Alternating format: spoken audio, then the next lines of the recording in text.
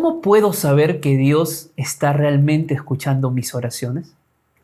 ¿Te has preguntado esto alguna vez? Sin lugar a dudas, una de las cosas más difíciles para nosotros es esperar a Dios en silencio. Pero la lección de esta semana no solamente nos va a ayudar a entender y responder esta pregunta, sino aún más nos va a mostrar de que el Señor no solamente escucha tus oraciones, sino que Él también te salva.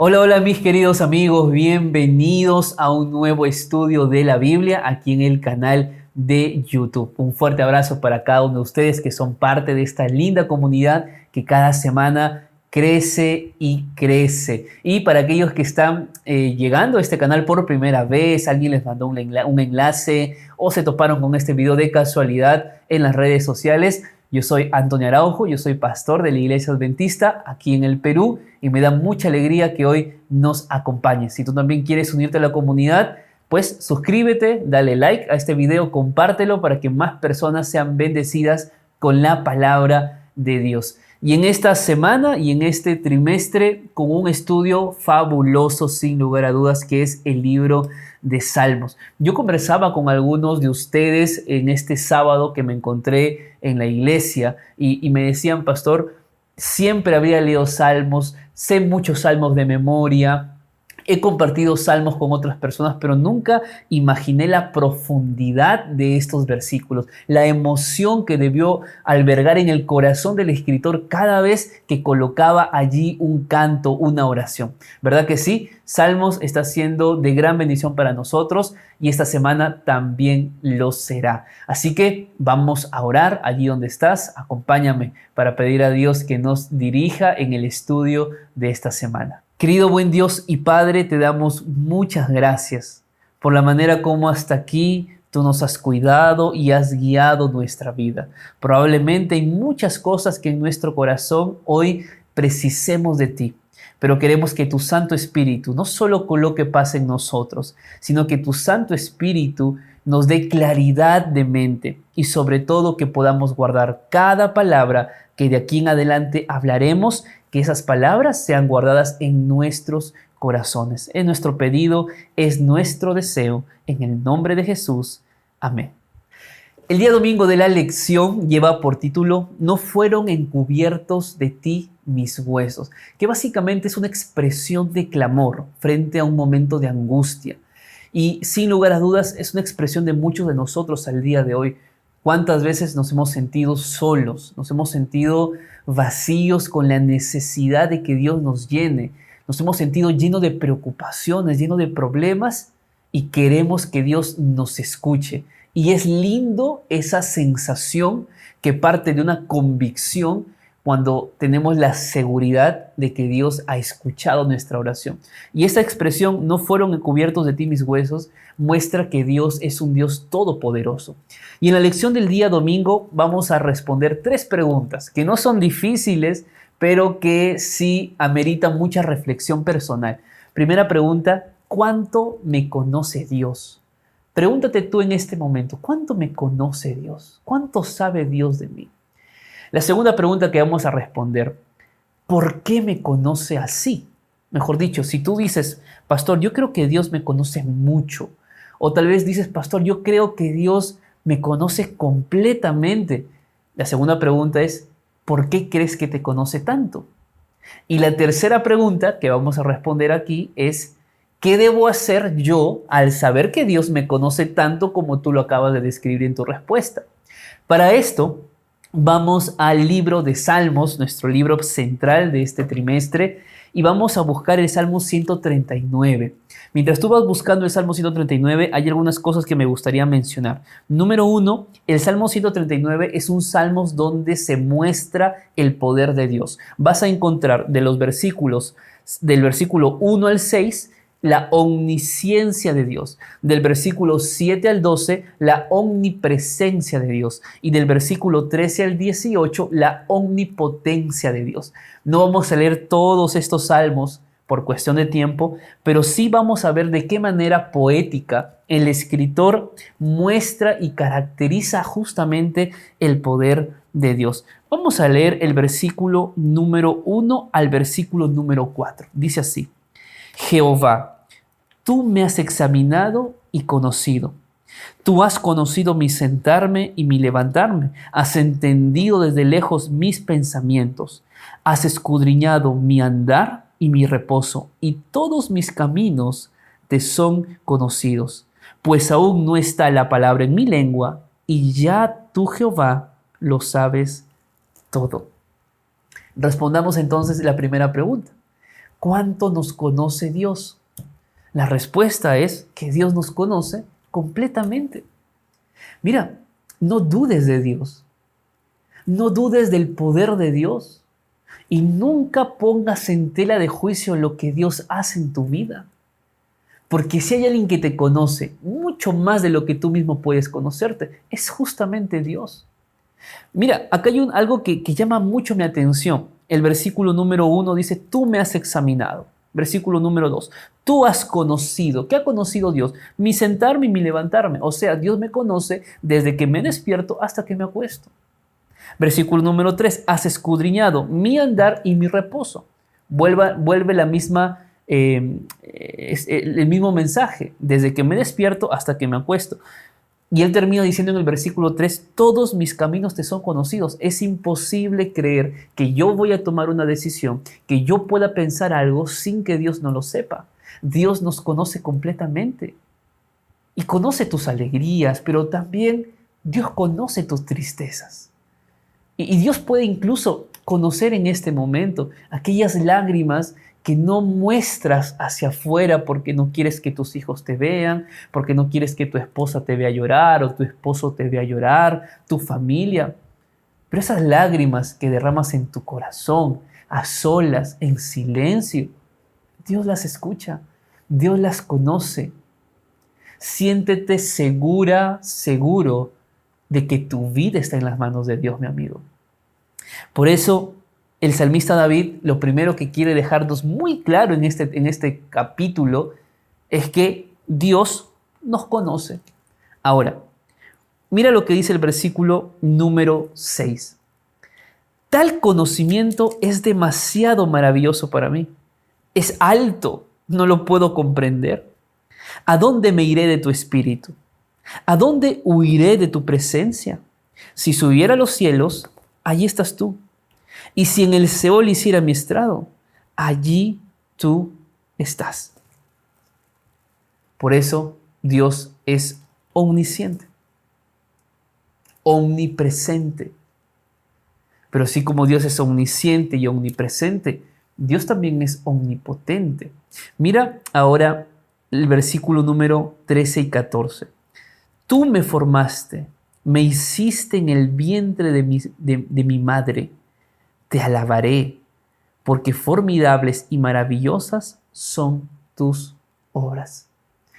Podríamos pasar mucho tiempo aquí meditando en cada palabra, en cada versículo. Pero hay ideas macros que yo quiero dejar aquí para que tú puedas ir pensando y meditando en este día. Número 1, lo que hemos mencionado. Dios es un Dios omnisciente, omnipresente y omnipotente. ¿Cuánto te conoce Dios? Completamente. Hemos respondido ya a esa pregunta. La segunda pregunta, ¿por qué te conoce tanto? Y la respuesta es lo que hemos leído en el versículo 13, porque Él nos creó, porque Él nos formó. Tu vida nació de Dios, por eso te conoce a la perfección.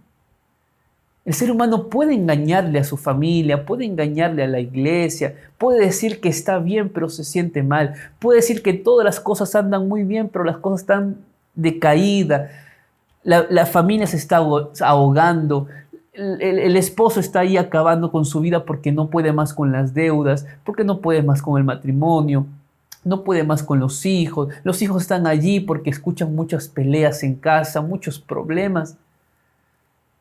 Así tú le digas a todo mundo que está todo bien en tu vida y es mentira. Dios sí sabe realmente cómo te sientes.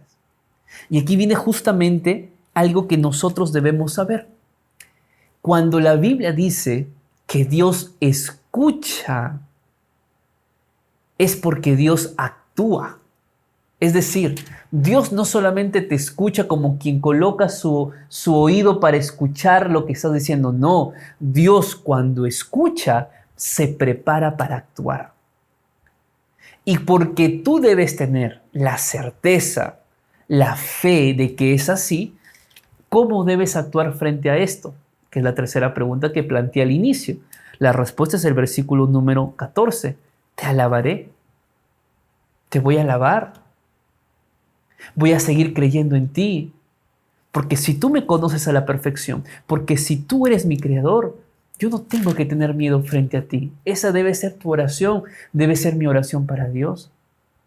¿No te parece maravilloso de que la omnipotencia de Dios, aquella omnipotencia que llevó a que de la nada las cosas sean creadas, esa omnipotencia divina puede llevar a que tu vida, que hoy pueda ser una nada, que hoy puedas estar en ruinas, que tu vida pueda volver a recrearse, porque Dios puede hacer eso?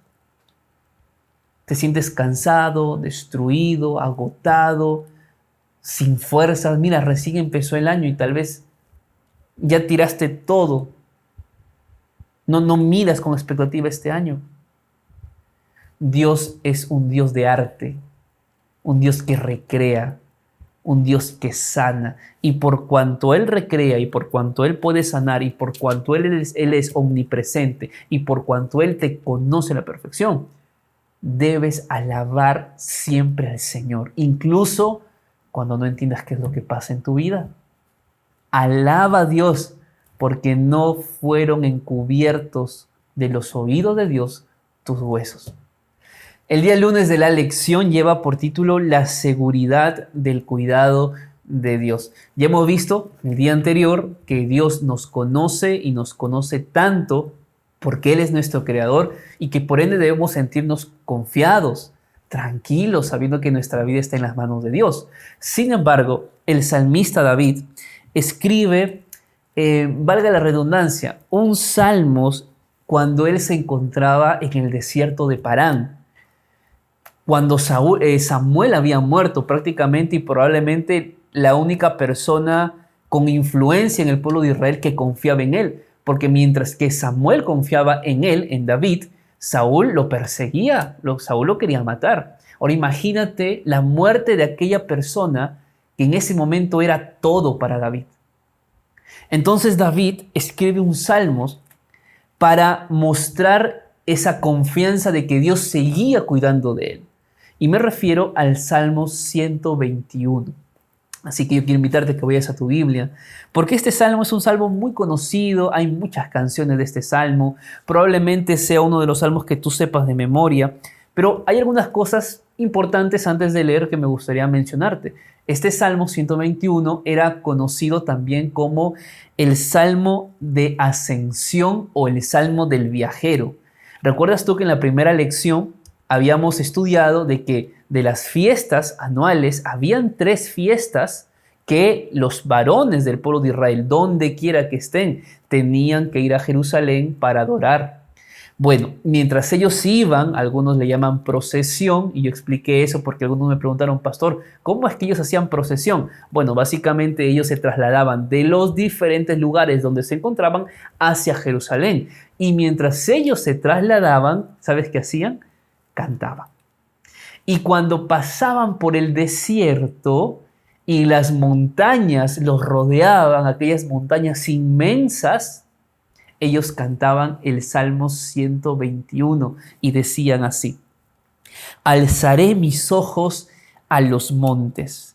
¿De dónde vendrá mi socorro? Si bien es cierto, hemos nosotros vinculado este Salmos con la salida del pueblo de Israel de Egipto, cuando los montes los rodearon y el mar estaba enfrente, sin poder ellos hacer algo más antes de que Dios hiciera un milagro de abrir las aguas del Mar Rojo. Hemos vinculado muchas veces esto, pero va mucho más allá de eso, porque en realidad la expresión montes no tiene que ver con un lugar físico, sino que recuerden ustedes que en los montes era donde se adoraban a los dioses. Las naciones paganas tenían sus altares, sus holocaustos en los montes altos. De igual manera, el pueblo de Israel también adoraba a Dios en los montes. Noé adoró a Dios luego de que salió del arca en el monte Ararat.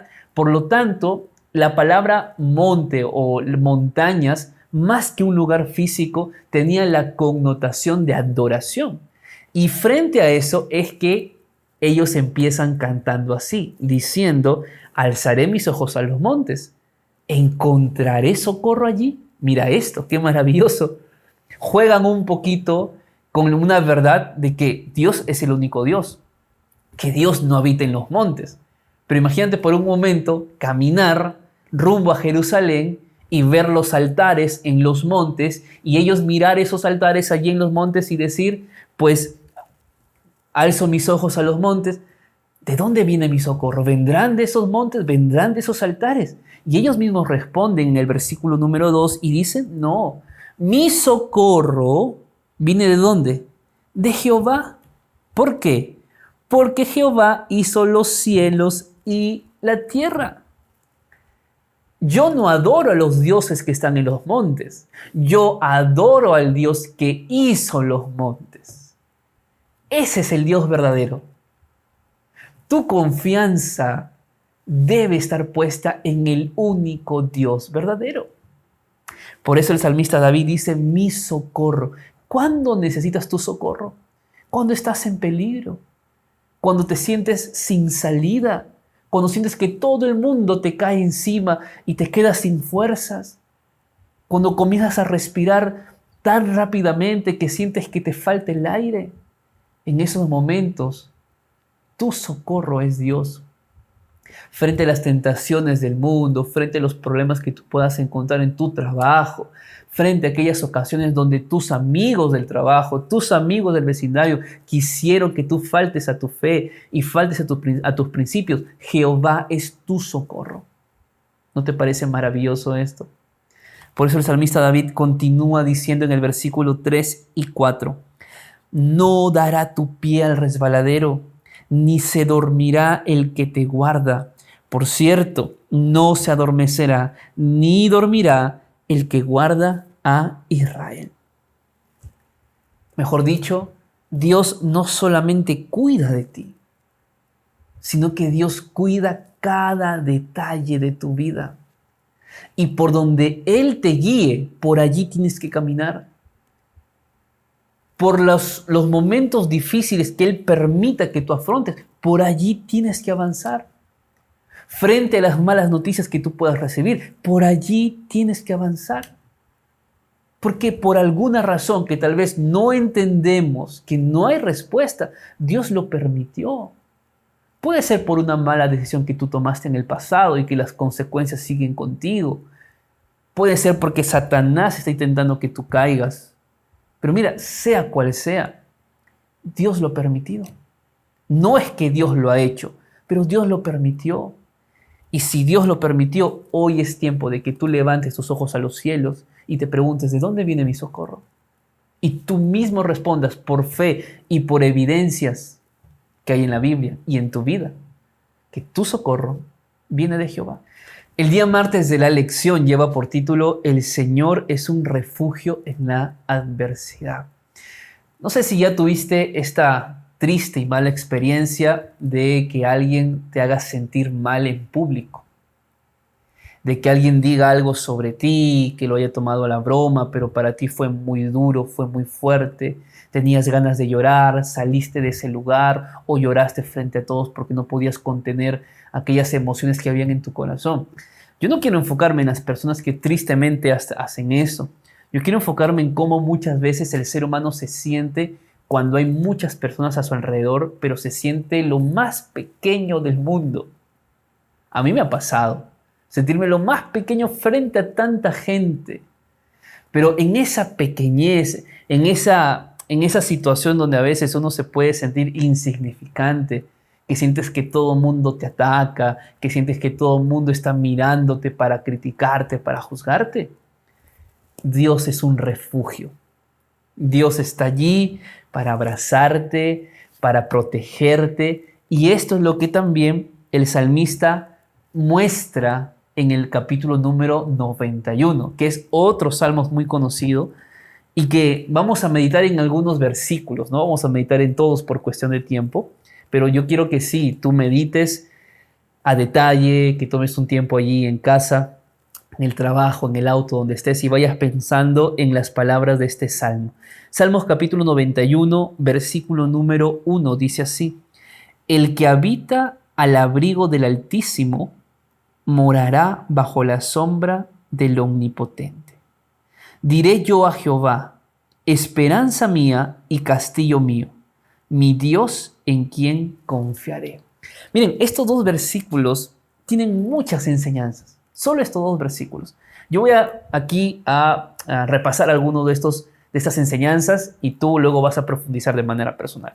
Número 1, hay 4 nombres que utiliza el escritor para referirse a Dios. 4 nombres. ¿Cuáles son esos nombres? Número 1, Altísimo.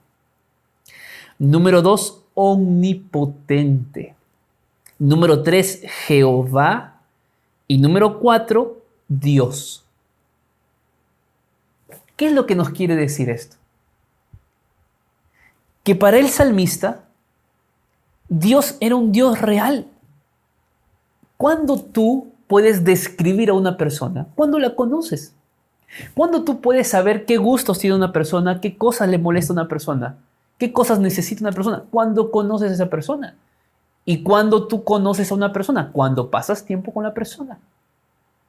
El escritor tenía una comunión intacta con Dios. Tanto así que él describía a Dios como el Altísimo, como el Omnipotente, como Jehová y como su Dios. Ahora, él no usa estas palabras solamente por usar. Miren aquí, el versículo número 1 dice el que habita. Y luego dice morará. Pregunto, ¿habitar y morar es sinónimo o es antónimo? Es sinónimo. Ahora, ¿qué es habitar? Habitar es llegar a un lugar y al día siguiente irte. Llegar una hora a visitar a alguien y luego te vas. ¿Eso es habitar? ¿Eso es morar? Eso no es morar. Morar es permanecer. Habitar es permanecer, es quedarte. ¿Y esto qué significa? Que cuando tú permaneces, cuando tú moras, te quedas en la presencia de Dios todos los días de tu vida, tú estás permaneciendo bajo la sombra del Todopoderoso, del que puede todo. Por eso yo te he dicho esto varias veces, mientras que el ser humano actúa desde su impotencia, Dios actúa desde su omnipotencia. Pero para que tú veas el poder de Dios en tu vida, no tienes que visitar a Dios solo cuando tienes problemas. No tienes que ir a orar solamente cuando las cosas te están yendo mal. No. Si tú quieres ver el poder de Dios en tu vida, permanece. Mora. Habita. ¿Te das cuenta la diferencia? Ahora, el versículo número 2. Mira lo que dice el salmista. Esperanza mía. Utiliza un pronombre posesivo. Mío. Esperanza mía. Castillo mío. Mi Dios.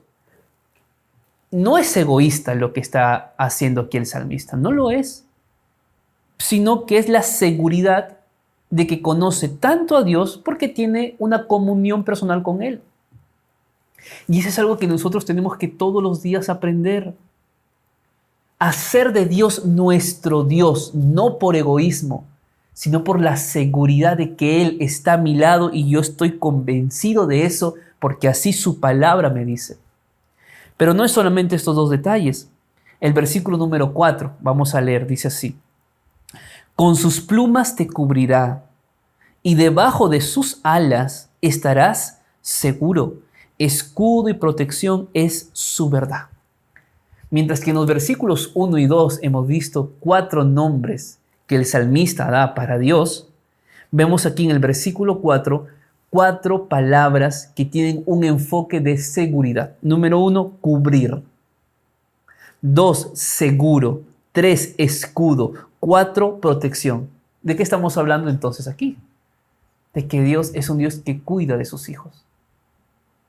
Que Dios es un Dios que cubre a sus hijos, que protege a sus hijos, que se convierte en escudo para sus hijos que moran y que habitan bajo la sombra del Omnipotente. Ese es el desafío. No solamente el desafío es orar y decirle, Señor, Señor, escúchame, Señor, atiende mi oración, atiende mi ruego, atiende mi súplica. No, no es solamente eso. Es que mientras tú vas orando, mientras tú vas clamando con fe, tú vas habitando en la presencia del Señor cada día. De eso se trata. Por eso, en Mateo capítulo 23, versículo 37, dice lo siguiente. Jerusalén, Jerusalén, que matas a los profetas y apedreas a los que te son enviados. ¿Cuántas veces quise juntar a tus hijos como la gallina junta sus polluelos debajo de las alas, pero no quisiste? Esta metáfora produce consuelo y produce seguridad al señalar la protección de Dios por nosotros como la gallina junta a los polluelos. Por eso, siéntete seguro en la presencia de Dios. No esperes respuestas a todo lo que hoy estás pasando. Confía en Dios, porque Dios te ama y Él no va a permitir que tú puedas sufrir más allá de lo que puedas soportar, sino que juntamente con la prueba, el Señor trae la salida. El día miércoles de la lección lleva por título Defensor y Libertador. Vamos a analizar aquí la experiencia del pueblo de Israel. Sin lugar a dudas, Dios no vio nada bueno en el pueblo de Israel. Fue Dios quien con ojos de misericordia tomó a ese pueblo que había estado cautivo, esclavo por la promesa que Dios había hecho a Abraham, su siervo. Pero es verdad, el pueblo durante todo ese camino hacia Canaán fue un pueblo rebelde, que prácticamente casi ninguno de los que salieron de Egipto entraron a Canaán, sino que fue la generación que nació en el desierto la que llegó a conocer Canaán. Pero ¿por qué menciono esto?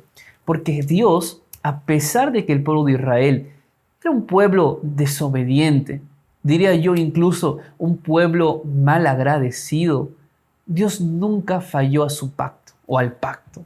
Dios nunca faltó a sus promesas. Y el pueblo de Israel reconocía esto a través de un cántico que se cantaba en lo que se llama el Jalel egipcio. Yo quiero invitarte a que tú averigües un poco acerca del Jalel egipcio. Este cántico era un cántico o un himno pascual. Así que ya sabes, se cantaba justamente en la Pascua. ¿Cuál es este salmo? El Salmo 114. Yo quiero invitarte a que abras tu Biblia y leamos el versículo número 1 y 2. Cuando salió Israel de Egipto, la casa de Jacob, de un pueblo extranjero, Judá vino a ser su santuario e Israel su señorío. Lo que yo quiero resaltar aquí, primero es la primera palabra, ¿cuándo? ¿Recuerdas que en una de las lecciones pasadas había la pregunta, ¿hasta cuándo Jehová? O sea, ¿hasta qué fecha? ¿Cuánto tiempo más? Eso significa el cuándo. Y lo que el salmista dice aquí es cuando salió Israel de Egipto. Número 1, los hechos salvíficos de Dios por su pueblo tienen fecha y hora. Mejor dicho, Dios actúa en la historia del ser humano. Dios hace milagros. El cuándo representa todas las obras milagrosas que Dios hizo en el pasado. Cuando salió Israel de Egipto. Pero ¿cuándo salió? ¿Cuándo Dios obró?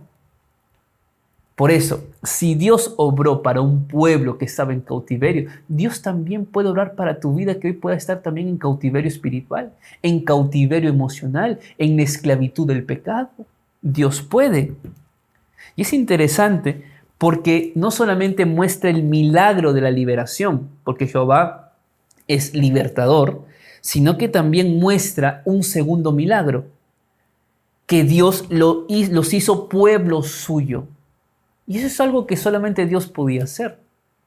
Y un tercer milagro, el milagro del santuario. Hay 3 milagros en estos 2 versículos. La manera como Dios los sacó de Egipto, la manera como Dios los tomó como pueblo suyo y la manera como Dios habitó entre ellos. Y es por eso que en el día siguiente de la lección vamos a hablar un poquito del santuario. Otro aspecto que llama la atención. No solamente se recuerda en este Jalel Egipto, en este himno, no solamente se recuerda los milagros del pasado, la manera como Dios guió, sino que también se muestra las dificultades que atravesaron y las dificultades que Jehová venció por ellos. Versículo número 3 y 4 dice lo siguiente: el mar lo vio y huyó, el Jordán se volvió atrás, los montes saltaron como carneros y los collados como corderitos. Qué interesante. Muestra aquí 3 cosas. Creación de Dios también: el mar, los ríos y los montes. Pero cuando Dios está de tu lado, ni el mar, ni el Jordán, ni los montes pueden contigo. No pueden.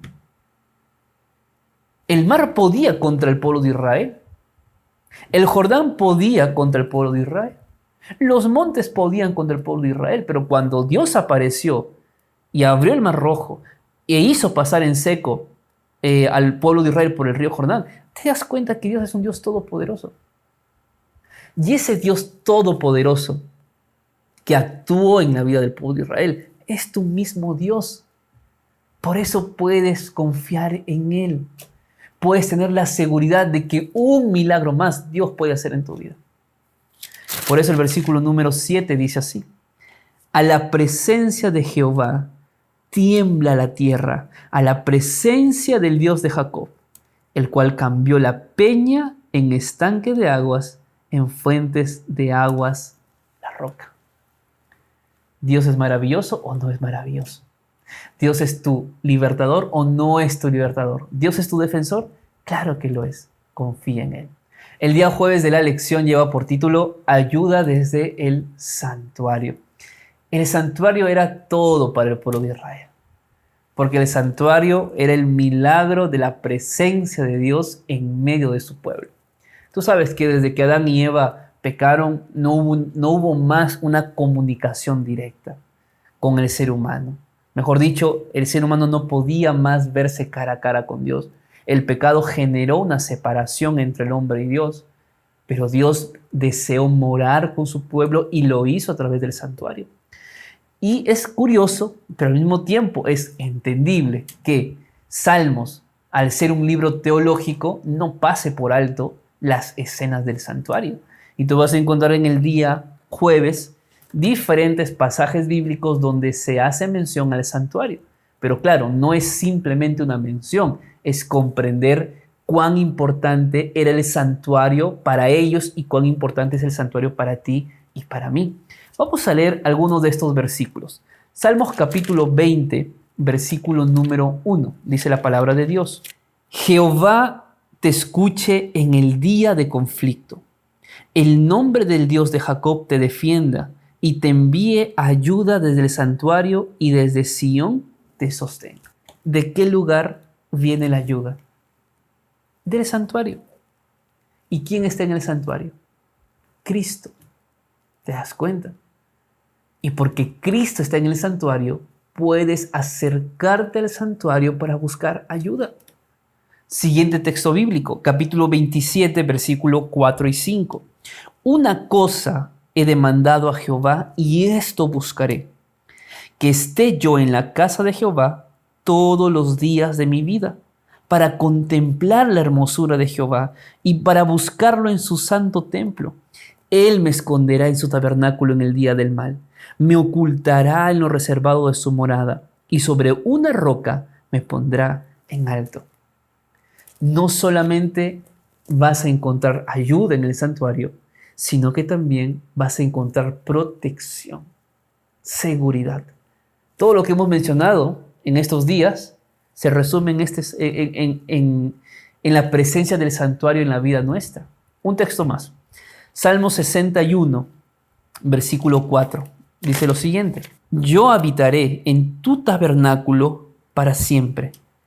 Estaré seguro bajo la cubierta de tus alas. Parece un texto muy similar al Salmos 91 que hayamos estudiado. Pero te das cuenta, cuando hablamos de protección, cuando hablamos de seguridad, cuando hablamos de que Dios es un Dios defensor, es un Dios libertador, todo eso, nuestra mente debe llevarnos ¿a quién? A Cristo Jesús, que está ¿dónde? En el santuario celestial.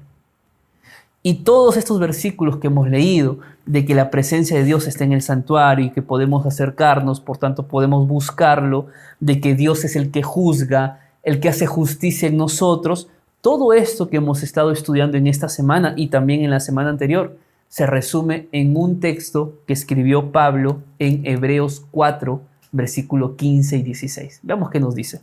No tenemos un sumo sacerdote que no pueda compadecerse de nuestras debilidades, sino uno que fue tentado en todo según nuestra semejanza, pero sin pecado. Acerquémonos, pues, confiadamente al trono de la gracia para alcanzar misericordia y hallar gracia para el oportuno socorro. El refugio en el santuario celestial supera cualquier otro lugar seguro que tú puedas encontrar en esta tierra. Porque en el lugar del santuario celestial está Jesús. Y Jesús es tu abogado, Jesús es tu juez, Jesús es tu sumo sacerdote, Jesús es tu defensor, Jesús es tu libertador, Jehová es el que escucha tus oraciones, Jehová es el que te salva, Jehová es tu creador, Jehová, Cristo Jesús, es todo para ti. Por eso la lección de esta semana nos dice, la santidad del santuario de Dios lleva al salmista a reconocer que toda la humanidad es pecadora y completamente indigna del favor de Dios, y afirma que la liberación se basa únicamente en la fidelidad y la gracia de Dios. No hay en nosotros nada que nos dé algún mérito delante de Dios. Únicamente cuando las personas mantienen una relación correcta con Dios mediante el arrepentimiento y la aceptación de su gracia y su perdón, pueden invocar la garantía divina de liberación.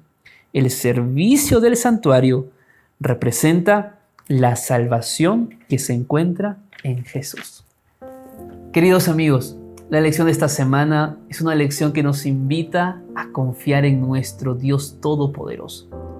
Puedes confiar en aquel que oye y que salva. Puedes confiar en aquel que es tu defensor y que es tu libertador. Puedes confiar en aquel que es omnisciente, omnipresente y omnipotente. Confía en el Señor, porque Jehová hará y actuará en tu vida de acuerdo a sus propósitos. Te envío un grande abrazo. Que esta semana sea una semana de reflexión, de motivación y de crecimiento en fe. Un fuerte abrazo para ti y si te gustó este video, compártelo con tus amigos. Estoy seguro que también será de gran bendición para ellos y si aún no te has suscrito al canal, pues también te invito a que te suscribas. Nos vemos la próxima semana con un nuevo video. Chao, chao.